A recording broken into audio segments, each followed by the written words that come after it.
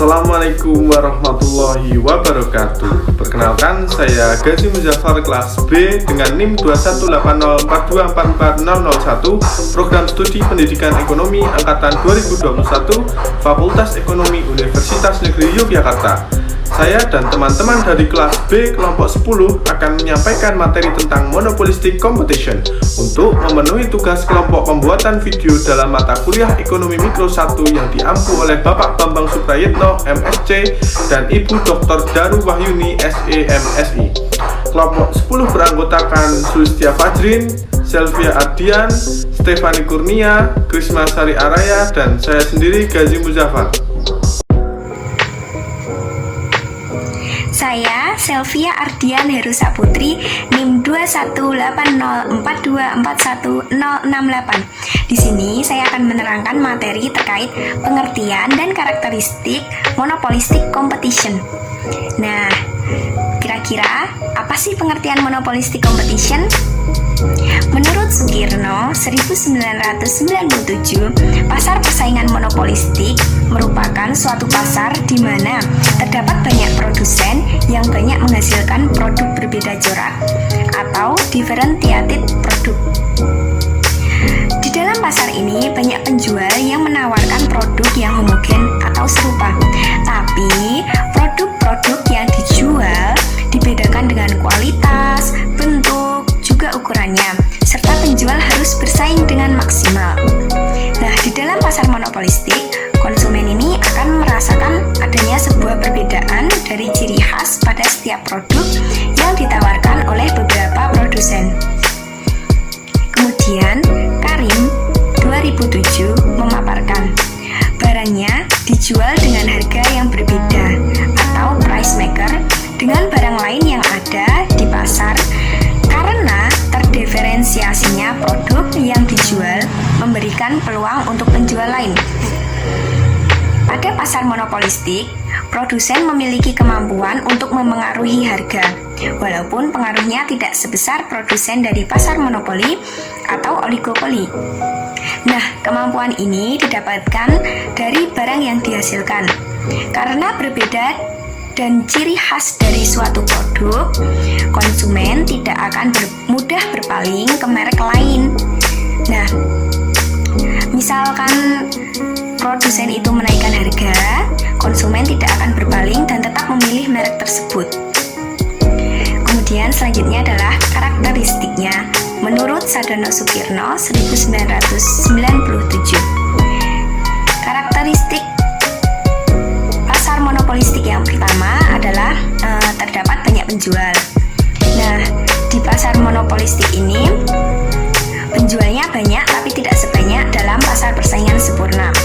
Jika dibandingkan keseluruhan pasar dengan seluruh produksinya, maka produksi suatu perusahaan itu sedikit karena perusahaan dalam pasar monopolistik mempunyai ukuran yang relatif sama besarnya. Karakteristik yang kedua adalah barang yang dijual berbeda ragam corak.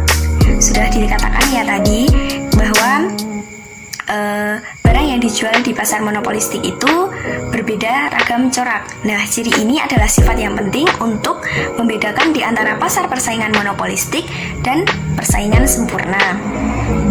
Karakteristik yang ketiga adalah produsen dapat menentukan harga. Namun demikian, pengaruhnya relatif kecil jika dibandingkan dengan produsen di pasar oligopoli atau monopoli. Kemudian, yang keempat adalah relatif mudah untuk masuk ke dalam industri atau pasar.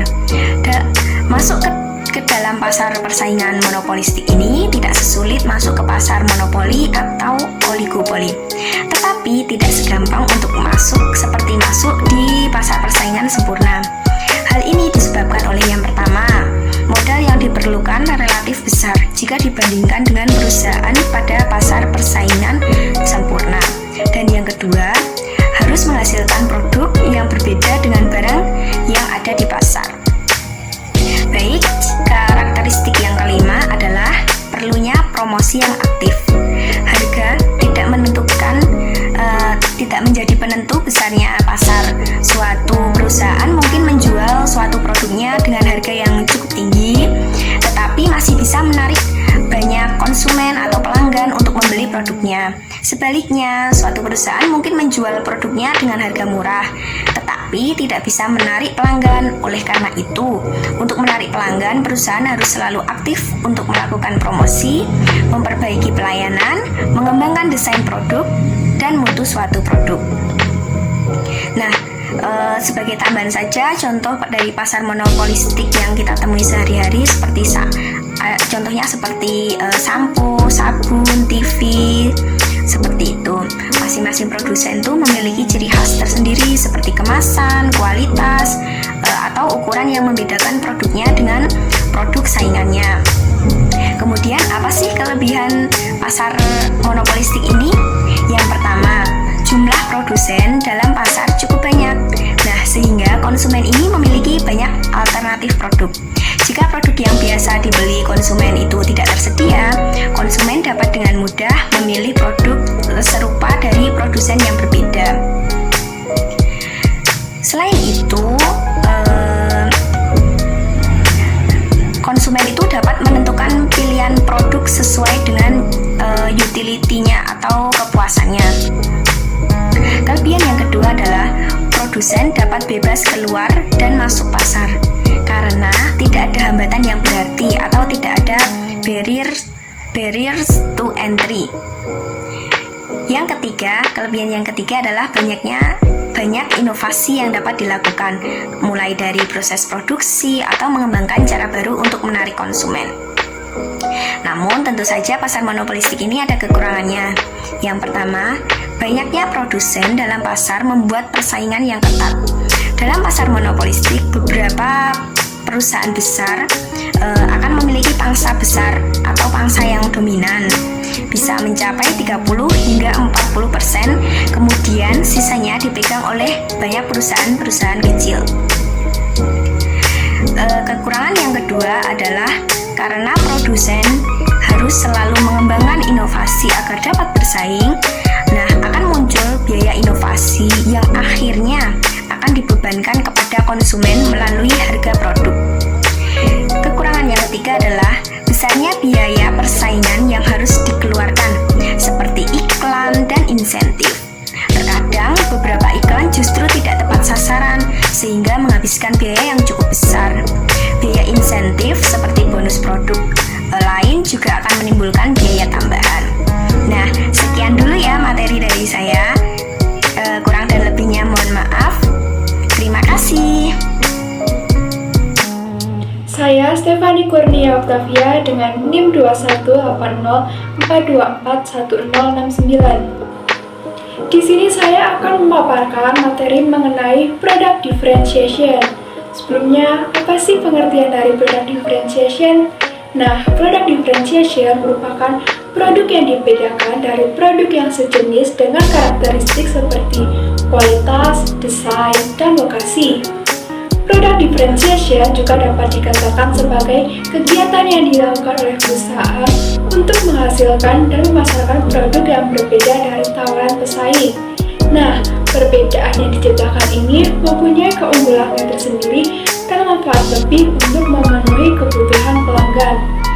Selanjutnya, contoh dari product differentiation yang kita gunakan dalam kehidupan sehari-hari misalnya adalah menggunakan merek mie instan dari PT Indofood. Nah, seperti yang kita tahu bahwa perusahaan ini memiliki berbagai macam merek mie yang sudah ada segmentasi pasarnya, seperti Indomie, Sarimi, ataupun Super Mie. Nah, produk mie instan ini mempunyai kualitas dan karakteristik sendiri yang bisa membedakannya dengan produk lain. Contoh selanjutnya adalah menggunakan produk sepatu seperti merek Adidas, Nike, ataupun Puma. Nah, produk ini sama-sama memproduksi sepatu untuk olahraga maupun sepatu untuk lari. Namun, tiap produk memiliki ciri khas tersendiri. Contoh selanjutnya adalah produk tisu. Nah, produk tisu ini juga mempunyai produk differentiation seperti ada tisu untuk wajah, tisu untuk toilet, tisu untuk makan, tisu basah untuk dewasa maupun untuk balita. Nah, setiap produk ini mempunyai kualitas serta kegunaan tersendiri. Contoh selanjutnya adalah air mineral. Nah, air mineral ini fungsinya sama-sama untuk memenuhi kebutuhan konsumen. Namun, air mineral ini mempunyai product differentiation seperti ada beberapa perusahaan yang menambahkan fitur seperti mengandung mineral, mengandung pH netral, hingga memberi rasa buah. Dan masih banyak lagi contoh-contoh dari product differentiation yang kita gunakan dalam kehidupan sehari-hari, seperti masih ada sabun, sampo, pasta gigi, sepeda motor, hingga televisi. Nah, melalui contoh-contoh yang tadi saya sebutkan, dapat disimpulkan bahwa produk-produk tadi mempunyai product differentiation yang dibedakan. Maksudnya, walaupun barangnya sama, tetapi tetap ada sesuatu yang bisa membedakannya, baik dari segi kualitas, keunggulan, kegunaan, dan sifatnya yang saling menggantikan. Product differentiation dapat meningkatkan minat dan kepercayaan konsumen bahwa mereka lebih memilih produk tersebut dibandingkan dengan produk lain. Nah, dalam pasar persaingan monopolistik, ketika harga dari salah satu produsen naik, sedangkan harga produk dari produsen lain konstan, maka permintaan produk tersebut akan turun, sebab konsumen akan dengan mudah mencari produk substitusi atau produk pengganti dari produk tersebut. Sebagai contoh, ketika produk sepatu dengan merek Adidas menaikkan harga sepatu larinya, namun produk sepatu dengan merek lain tidak menaikkan harga produksinya, maka konsumen akan dengan mudah mencari produk substitusinya. Selanjutnya adalah mengenai indikator dalam product differentiation. Terdapat 9 indikator dalam product differentiation.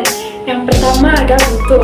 Nah, maksudnya adalah produk dapat didiferensiasikan berdasarkan bentuk atau ukuran dan model atau struktur visi produk. Yang kedua ada fitur. Maksudnya adalah produk yang ditawarkan mempunyai fitur atau keistimewaan yang berbeda-beda dan melengkapi fungsi dasar produk. Upaya untuk menjadi yang pertama dalam mengenalkan fitur yang dianggap berharga merupakan salah satu cara yang paling efektif untuk bersaing. Yang ketiga yaitu kualitas kinerja. Nah, kinerja produk dapat diartikan sebagai level karakteristik dasar produk. Semakin bermutu produk, maka semakin tinggi level karakteristiknya. Kualitas produk yang lebih unggul dapat memberikan dampak pembelian yang lebih banyak, kesetiaan pelanggan, dan kesan positif dari pelanggan. Yang keempat yaitu kesesuaian. Nah, pembeli tentunya mengharapkan produk memiliki kesesuaian dengan standar atau spesifikasi yang tinggi. Mutu kesesuaian merupakan tingkat kesesuaian dan pemenuhan semua unit yang diproduksi terhadap spesifikasi sasaran yang dijanjikan. Yang kelima yaitu daya tahan. Nah, pembeli tentunya juga mengharapkan produk memiliki daya tahan yang normal dan kuat. Produk yang memiliki keunggulan pada daya tahan akan lebih menarik perhatian pembeli untuk membayar lebih pada produk yang diharapkannya. Yang keenam yaitu keandalan. Nah, pembeli juga tentunya akan membayar lebih untuk mendapatkan produk yang memiliki keandalan. Keandalan di sini berarti ukuran probabilitas bahwa produk tersebut tidak akan rusak atau gagal dalam periode waktu tertentu. Yang ketujuh yaitu mudah diperbaiki. Pembeli memilih produk yang mudah diperbaiki yaitu ukuran kemudahan untuk memperbaiki produk apabila rusak atau gagal. Pembeli juga akan memilih produk yang mudah diperbaiki karena alasan efisiensi waktu dan hemat biaya apabila bisa diperbaiki sendiri. Yang kedelapan yaitu gaya atau style. Nah, gaya ini menggambarkan penampilan dan perasaan yang ditimbulkan oleh produk bagi pembeli. Gaya memberikan pengaruh pada pembeli dengan menampilkan keunikan atau performance pada produk untuk menarik minat beli pelanggan. Yang kesembilan terakhir adalah rancangan. Nah, rancangan ini merupakan salah satu cara yang paling efektif untuk mendiferensiasikan dan mempromosikan produk dan jasa perusahaan. Nah, parameter dari rancangan ini mulai dari seluruh indikator mulai dari bentuk, fitur, kualitas kinerja, daya tahan, keandalan, kesesuaian, mudah diperbaiki, dan gaya. Sekian yang dapat saya sampaikan, kurang lebihnya mohon maaf. Terima kasih. Perkenalkan, saya Krisma Sari Araya dari kelas pendidikan ekonomi B dengan NIM 21804241075. Pada kesempatan kali ini, saya akan menjelaskan materi tentang demand and marginal revenue.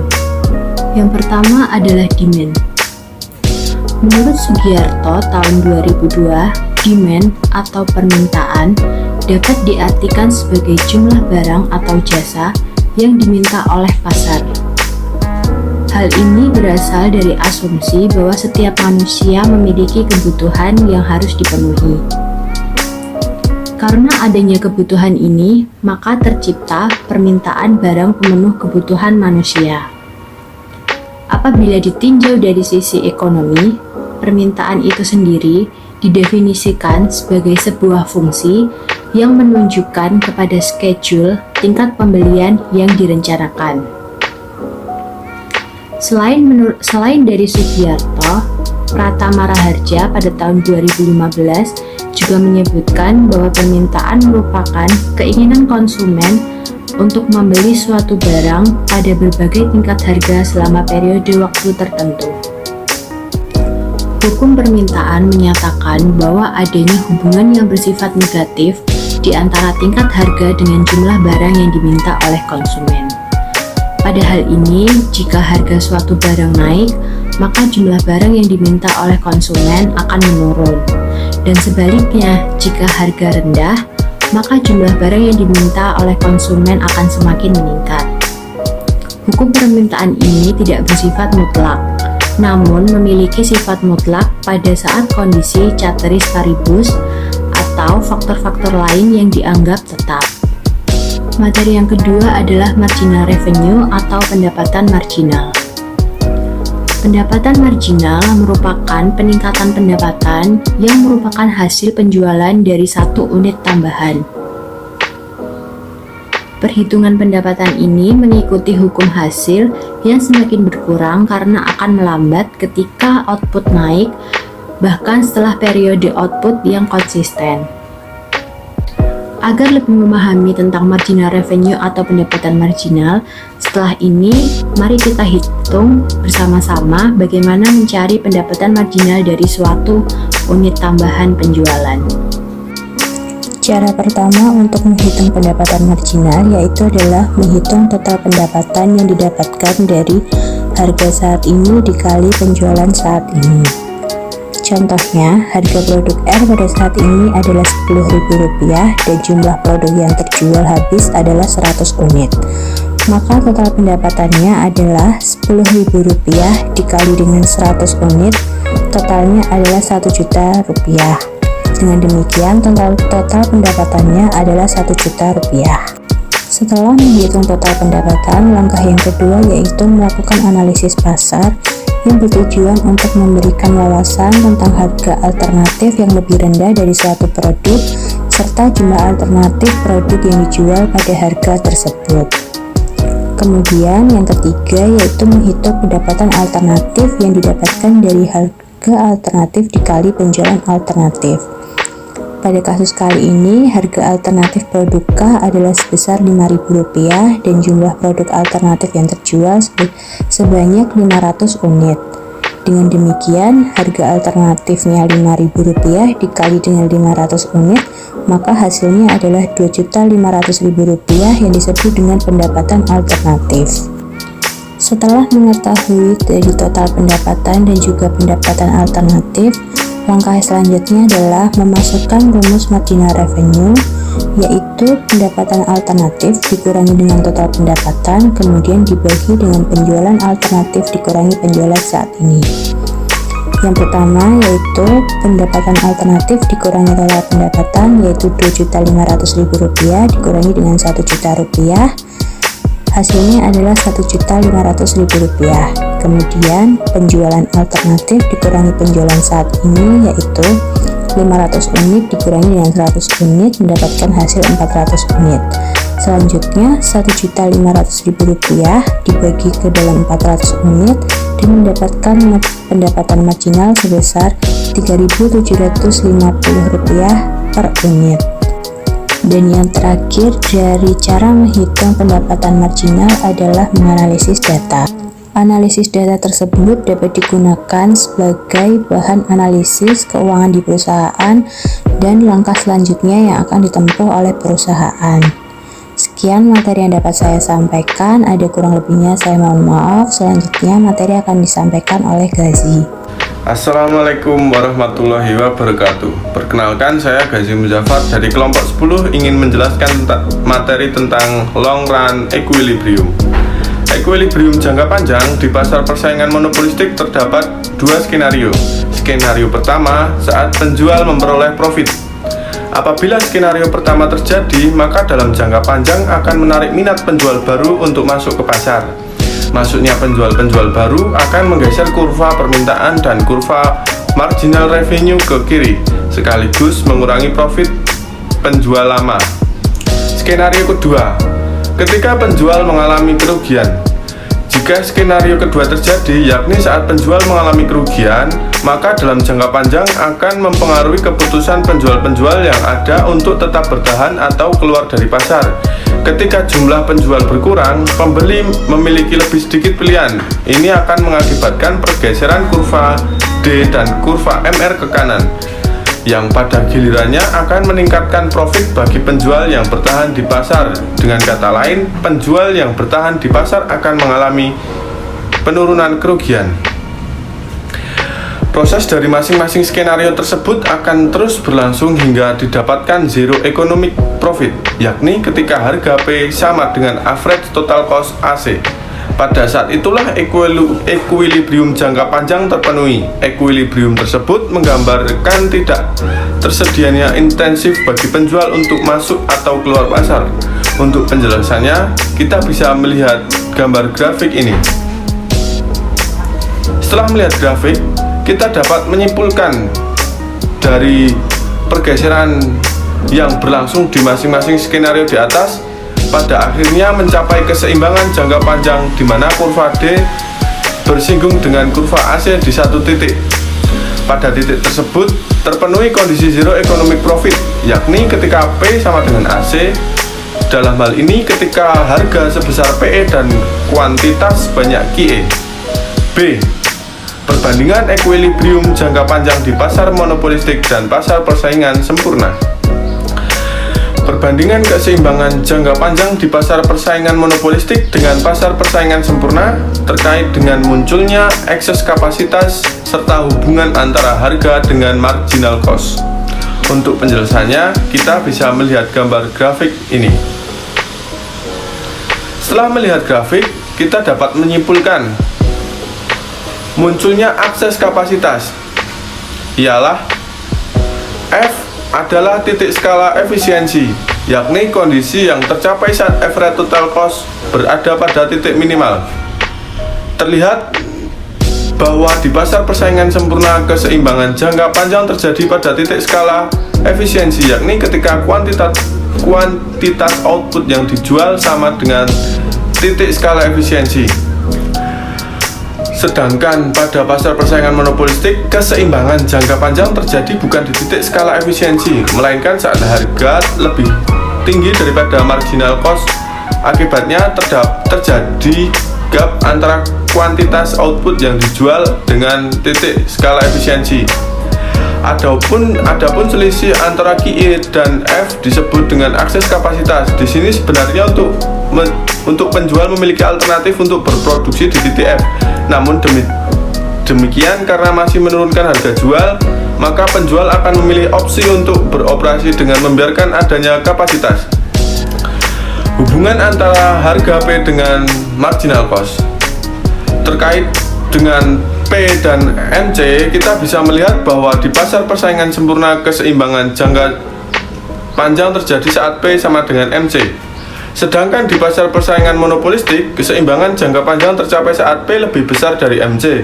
Hal ini sekaligus menunjukkan bahwa penjual memiliki daya tawar untuk menentukan harga output di pasar persaingan monopolistik.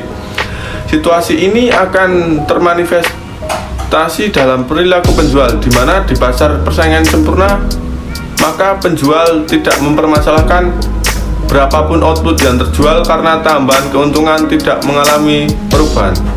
Sementara di pasar persaingan monopolistik, maka penjual akan berusaha menjual lebih banyak output, dengan demikian meningkatkan tambahan keuntungan.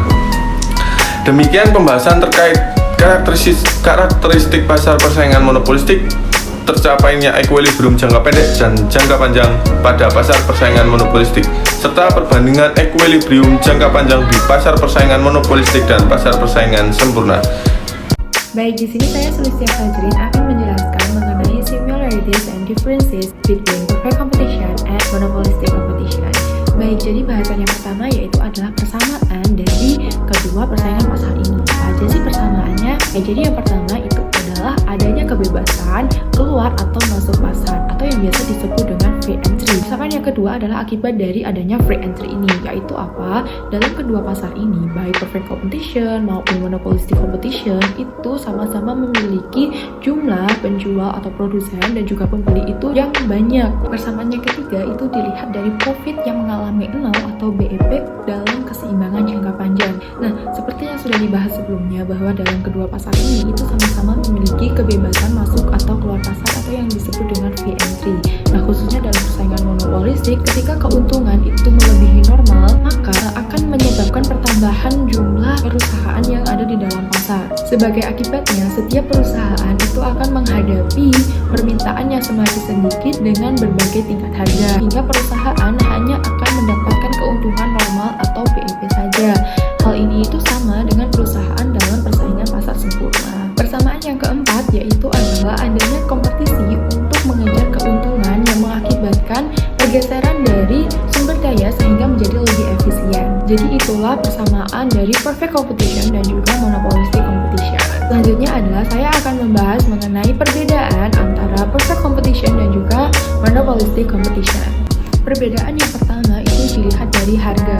Dalam perfect competition, harga itu sama dengan biaya marginal. Sedangkan pada monopolistic competition, harga itu melebihi biaya marginal. Ini bisa jadi dilakukan karena adanya kekuatan pasar yang berasal dari diferensiasi produk, sehingga harga yang dikenakan dalam persaingan monopolistik itu cenderung lebih tinggi daripada biaya produksi marginalnya. Perbedaan yang kedua yaitu dilihat dari produk yang diperjualbelikan. Dalam perfect competition, produk yang diperjualbelikan itu bersifat homogen, sedangkan pada monopolistic competition, produk yang diperjualbelikan itu sudah terdiferensiasi. Akibat adanya perbedaan produk, yang satu homogen, kemudian yang satu sudah terdiferensiasi, itu berakibat pada perbedaan yang ketiga yaitu adanya penggunaan promosi.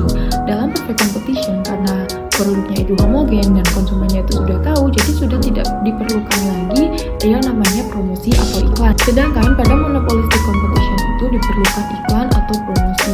Hal ini dilakukan karena dalam monopolistic competition perusahaan akan melakukan persaingan bukan harga atau non-price competition, tetapi lebih mengarah kepada mutu dan juga desain produk guna meyakinkan konsumen bahwa produk mereka itu lebih baik daripada yang lainnya, serta mempertahankan image brand produk mereka. Perbedaan yang keempat atau perbedaan yang terakhir yaitu adalah pada kurva permintaan atau kurva demand dari kedua pasar persaingan ini. Pada perfect competition, kurva demand-nya itu datar atau horizontal rata dengan jumlah unit yang diminta. Sedangkan pada monopolistic competition, kurva permintaan atau kurva demand-nya itu cenderung berslope negatif. Hal ini terjadi karena masih adanya sifat monopoli. Nah, di mana tiap perusahaan itu menawarkan produk yang sifatnya terdiferensiasi, yakni produk yang ditawarkan setiap produsen itu sejenis akan tetapi memiliki karakteristik atau ciri khasnya masing-masing. Jadi itulah materi mengenai perbedaan dan juga persamaan dari perfect competition dan juga monopolistic competition. Sekian materi dari saya, semoga materi yang telah saya sampaikan tadi itu bermanfaat, dan kurang lebihnya saya mohon maaf. Terima kasih. Contoh pasar monopolistik. Tempat seperti sport station. Di dalam sport station terdapat berbagai macam produk olahraga yang dijual oleh berbagai merek seperti Adidas, Nike, Fila, Reebok, Diodora, Converse, dan lain-lain. Dari sini kita ambil contoh adalah produk sepatu buatan berbagai merek tersebut. Produk mereka sama, yakni sepatu, akan tetapi memiliki desain, keunggulan, dan kualitas masing-masing. Misalnya dari produk Adidas. Produk sepatu mereka memiliki keunggulan dengan ringan dan empuk saat dipakai. Kemudian Nike menawarkan desain sepatu yang unik. Diodora menjual sepatu yang dapat digunakan dalam kegiatan apapun dengan harga yang sedikit lebih rendah dibanding yang lainnya. Converse menjual sepatu dengan bahan kanvas berkualitas dan bisa digunakan untuk sekolah. Inilah yang disebut dengan pasar monopolistik. Ada berbagai macam produsen dengan produk yang dijual itu sejenis, akan tetapi produknya memiliki berbagai macam desain, kualitas, dan kelasnya masing-masing. Sekian dari kami. Apabila terdapat kesalahan dalam menyampaikan materi, kami mohon maaf. Semoga video pembelajaran ini bermanfaat.